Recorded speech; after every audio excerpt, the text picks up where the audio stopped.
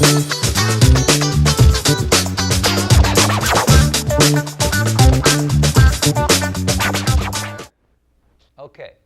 now I know you've been looking at that progression we've just gone over. I wanted to show you one additional thing that we're going to use today over the progression. I've created a couple of little melodies that I think are going to sound really nice around that progression, or on top of that progression. There's a certain musical logic that sequences or patterns have or create when you play them. The simple major third pattern has a musical logic that just makes sense when you hear it. And it's nice to have these little devices available to use in your improvising when you're playing. So I've given you a couple of logical little musical devices that you'll be able to practice playing for technique, but you'll also be able to use in musical ways too. So one of the sequences that you'll see when you download it sounds like this.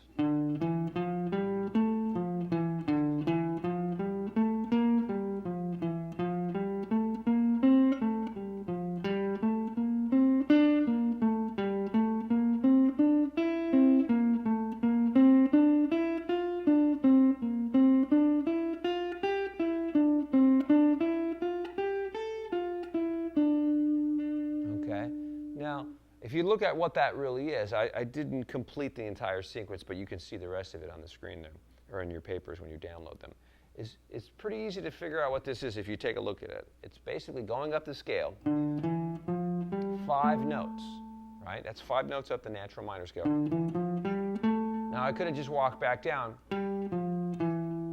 but I would have needed an extra note to get back to the root again, so it wouldn't have kind of felt very complete. So what I did is I walked up 5 notes, and then I went down a third, a diatonic third in the scale, and then walked down. So I went like this.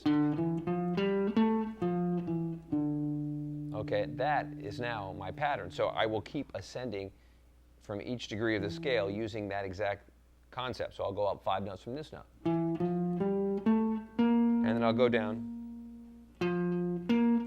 a third right there, which is basically skipping over 1 note. So we have this to begin with.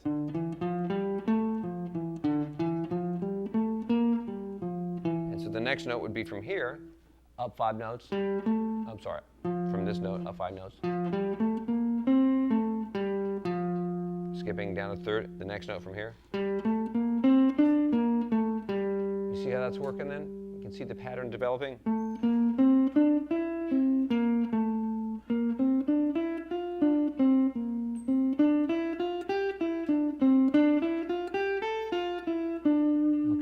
So there's a certain forward motion and logic to a pattern like that works well occasionally when you use it in solos. It doesn't mean that you want to have a solo totally based off sequences, because that would sound kind of predictable and maybe not very musical. But things like that, sometimes in solos, are really nice to incorporate. Okay? Now, let's take a look at another thing that I've written out for you. I want you to practice that one, though, the one that we just went over for technique and homework. Okay?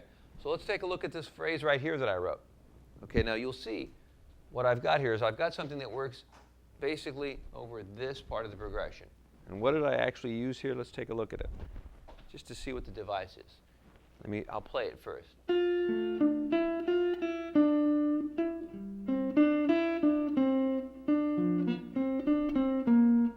I'll do it again.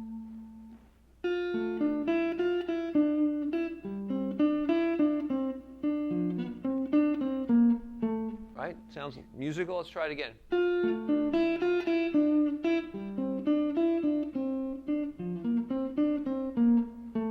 Okay, so what is it about that sounds musical and it sounds like it's working? Well, I'll tell you what it is. It's because it's following the sound of the chords, right? And you can hear it fitting each chord as it's going through each chord. Okay, so the first shape literally is playing around the sound of D minor. You can see on my hands here. I'm basically using a D minor form, and you can see oh, there's my flying pick. I've got another one right here. You can see that I've tabbed it out so you can see exactly what I'm using, but it's just an outline of the chord. And then when I established that phrase, I thought, well, you know what's going to sound good down on the next chord? How about if I just repeat that phrase? And more or less just the triads as we're moving down, but there's one additional note that I pick up. That note right there. The half step below each root. And then when I get to the A minor chord, I think it sounds nice to just not play anything, just to have that note ring. Okay? So let's try that together real slowly. And you guys follow me at home. Here we go. 2, 3, 4. 2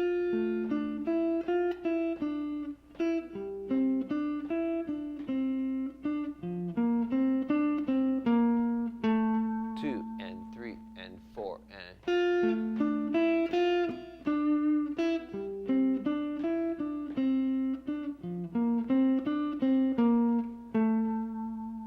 Okay, so we've got that one now as well. So we learn.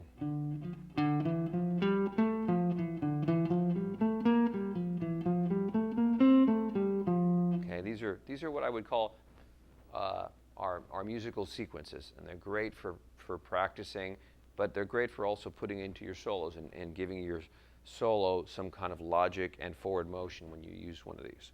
Okay, so let's take a look at the progression now and listen. Hear what it sounds like and hear how this is going to fit on top of it. Okay, so here's our progression. Going back to our board here. 2, 3, 4.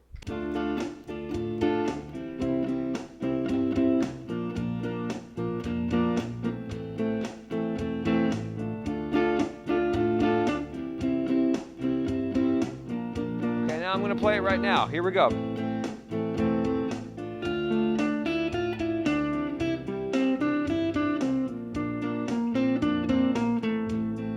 Sounds good, huh?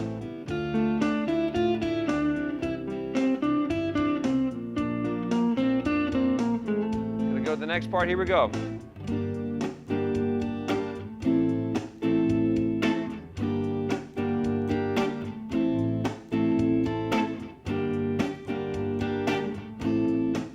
Here comes B flat. I'm gonna play this other sequence.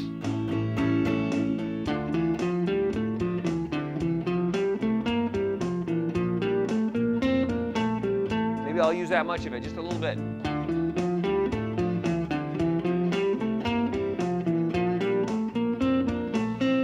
Right now, I can go to this one.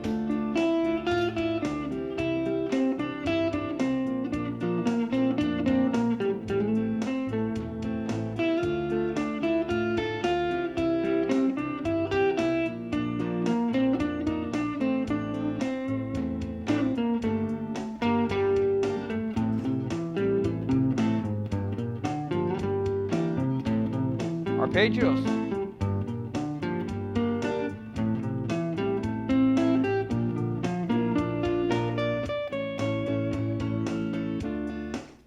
Okay, so you can see what I was doing there was basically trying to incorporate the things that we just learned into our progression. Okay? Now, that's not to say that's all you would do or that there's nothing else that would make it interesting. I just wanted to show you some devices today that would be kind of fun to play. Okay? So I want you to practice both those ideas.